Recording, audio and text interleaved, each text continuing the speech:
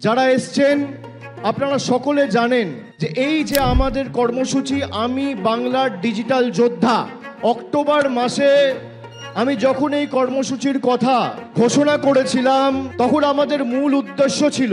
বাংলার বিভিন্ন প্রান্ত থেকে এমন কিছু সৈনিকদের সামনের সারিতে নিয়ে এসে বাংলার কৃষ্টি সংস্কৃতির প্রকৃতপক্ষে যারা ধারক বাহক এবং সৈনিক হিসেবে কাজ করবে এবং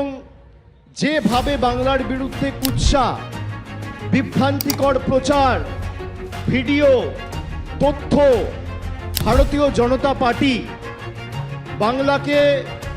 হেয় করার জন্য, ছোট করার জন্য,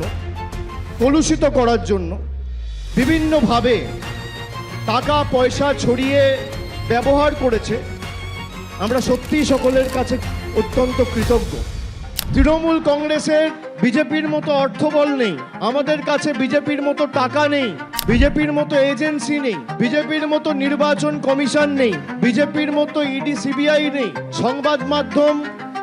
সরকারের ইতিবাচক কাজ দেখায় না, বিচার ব্যবস্থার একাংশ আমাদের সাথে নেই, টাকা নেই, অর্থবল নেই, কেন্দ্রীয় এজেন্সি নেই, ইলেকশন কমিশন নেই, প্যারামিলিটারি ফোর্স নেই, কিন্তু আছে হাজার হাজার ডিজিটাল যোদ্ধা যারা মুখে রক্ত তুলে খেটে দলের জন্য প্রচার করে চলেছেন সারা দিন। আমাদের 1 ইঞ্চি জমি ছাড়া চলবে না,